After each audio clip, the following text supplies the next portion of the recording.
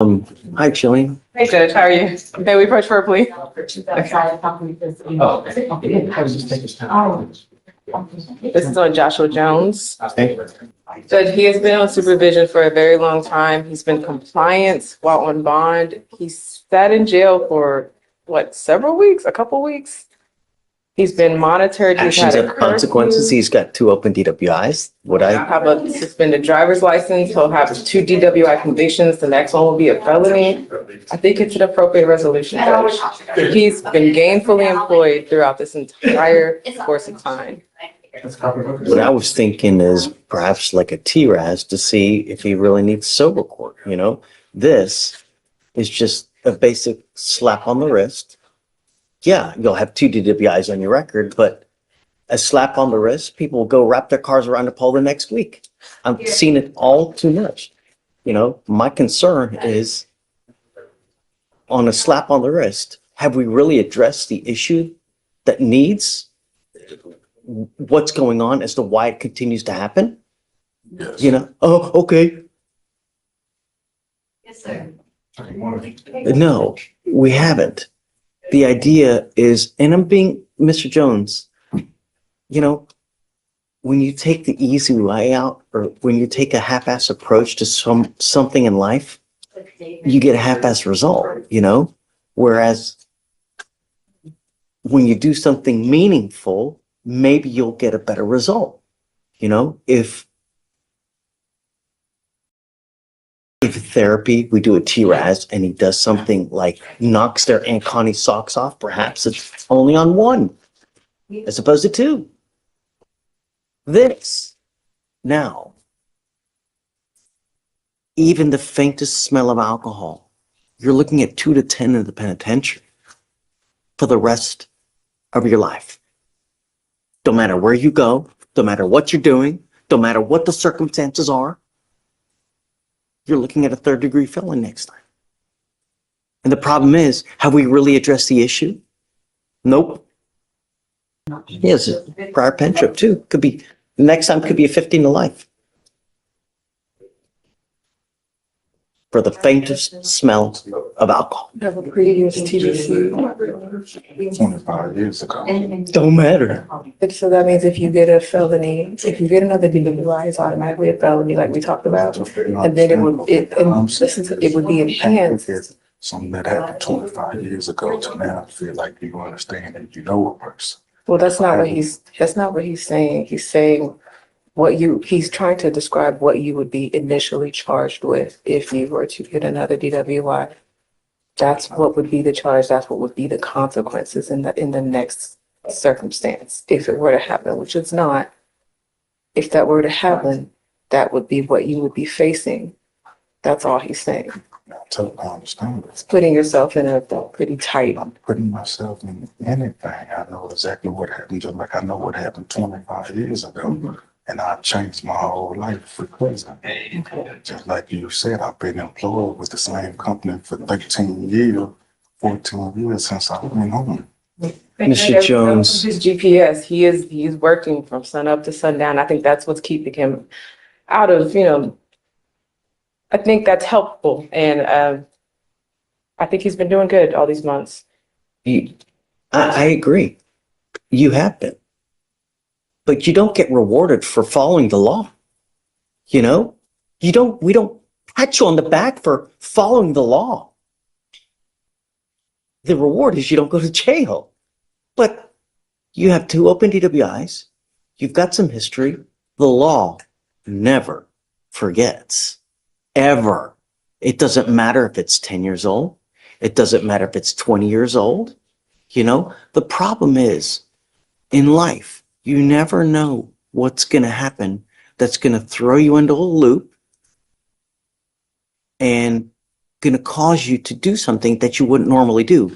The problem is when you do, if you do, the law doesn't forget. So if you go out and have just a half a glass of wine and you get pulled over, what do you think's going to happen? What I'm trying to tell you is it could be a very, very lengthy prison sentence. And on a 15 to life case, the offers start at 10. That's my fear.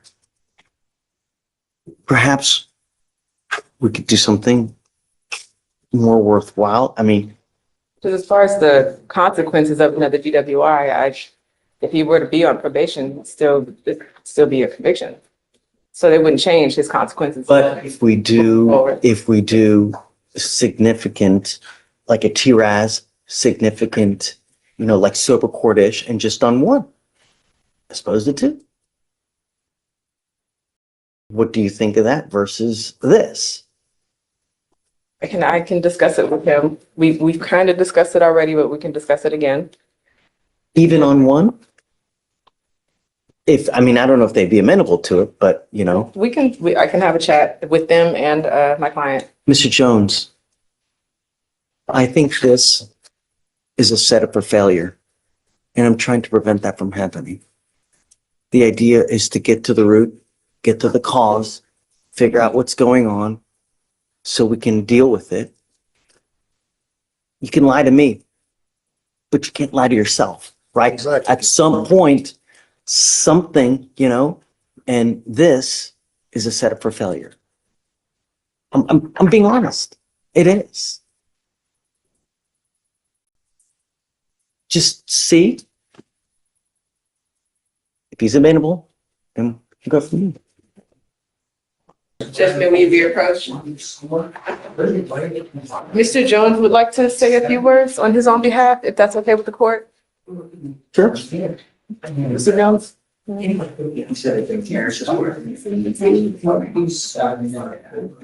never did a TRAS in this case. Let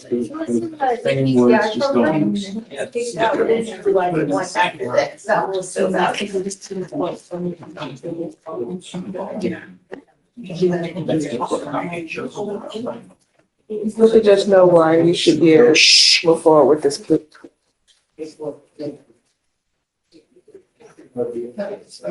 He's listening. What, like you told me outside? Right. Yes. Judge Fletcher, I totally understand like what you said as far as dealing in regards to the overall outcome of the case in which you feel in the future you like to move on with. I understand exactly what I've done. I'm accountability of that, accept that. What was the turning point for you that you told me about? The last time you got arrested. Something that I never wanted to put myself, like I You said, said, Judge Fletcher's words made you self-evaluate.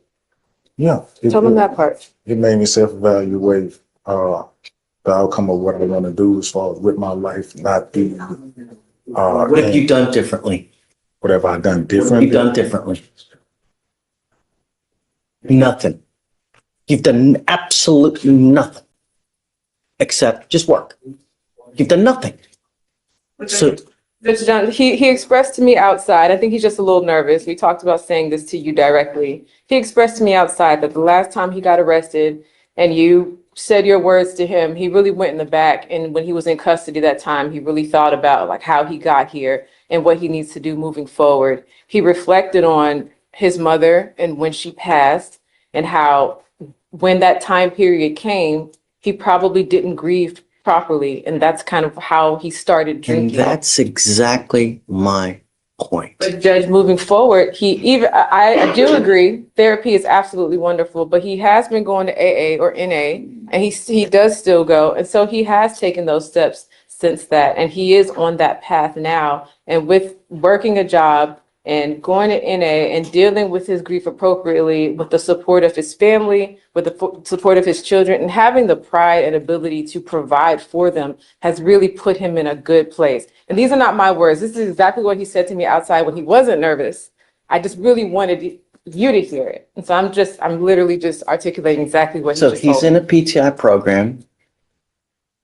Did they kick him out because of the DWI, or they kick him out prior to? That's why they removed him. So here's what we're gonna do. I'm sending you for a drug and alcohol test right now.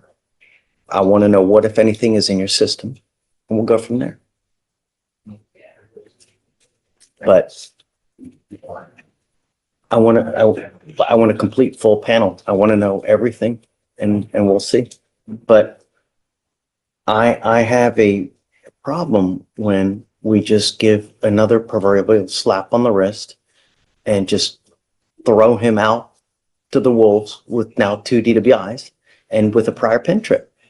It's a recipe for disaster. And the problem is that, yeah, you're grieving over your mom. You do this, but at the end of the day, you've done nothing to address. Boom, that line right there.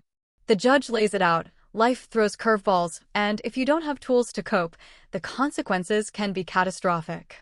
Audience, take note. This is where legal consequences meet human reality, and the stakes couldn't be higher. Any potential issues that there may be, so that whenever there is another catastrophic event in your life, because there's going to be, it's not a matter of if, it's a matter of when, and it's going to happen. How are you going to cope with it? Are you going to do something? Are you going to go hit the bottle? Are you going to go hit something else even more hard? And then you're going to get in the car, you're going to kill someone? The idea is that you learn from these mistakes. You telling me that you've learned something? It's no. Everybody tells me there's little bunnies jumping in the woods. That's what everybody says because they're here now. What have you truly done to address the issue? That's what I want to know. And before we go forward on anything else, if I'm going to accept this, I want to send you for a drug and alcohol test now. Okay? Okay, we'll do. All right. Thanks. Connor. Hey, bud. Judge, I'm approaching on Cecilia Salmeron. Okay. She's in custody. This is a bond forfeiture case. She just popped up on my docket this morning. I saw Maron from long ago. Wow. How's she doing? She picked up another felony. It's a PCS. Really? Yeah. She doesn't have a bond on her felony cases yet. And she has court on Thursday for those. Let's see. Okay. Do you mind bringing out Miss Salmeron, please? Do you want to stay on or do you want to? I'm fine staying on because I just know the case. I'm going to put like strict bond conditions on her now. Yeah, and I talked to her about it, Judge, and she understands. And I don't know if she's going to be able to bond out because She's at no bond now. Right. So I don't know how long that'll hold for, but one of the cases she picked up with this DWI, the PCS case, and I don't know if they're going to even grant her a bond on that case when she goes to court Thursday. But maybe. she has a lawyer. I don't think so, Judge.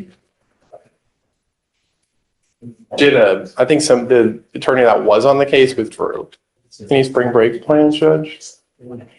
Here. No. Oh, your kids off Any kids? this week? Yeah, they're in back. Oh, really? Hanging out with me in back. It's awesome. So I'd like to know what she's doing if she's driving in this case, because she's got an affidavit not to drive. I hope she's not driving. No, it doesn't appear so. It seems she Well, would. hold on. I'd like to know, but let's wait for her to get out so we can hear it together. Morning. How are you?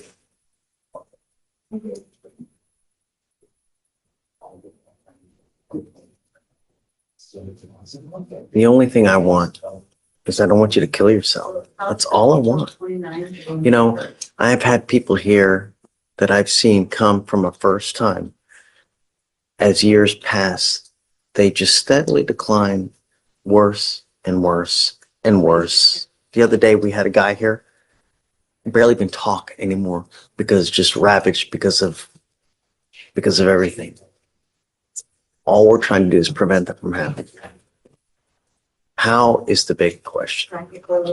So with us, you have the DWI. It looks like you've picked up a new case upstairs. I have no idea what happened. I'd like to know to see how we go forward.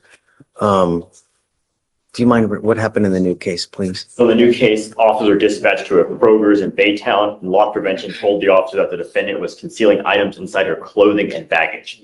The officer detained the defendant outside the front entrance, where she provided a false name and date of birth, which turned out to belong to her sister. The defendant was arrested for an active warrant and was later searched at the Baytown jail, where they found a baggie in her bra containing 2.5 grams of methamphetamine.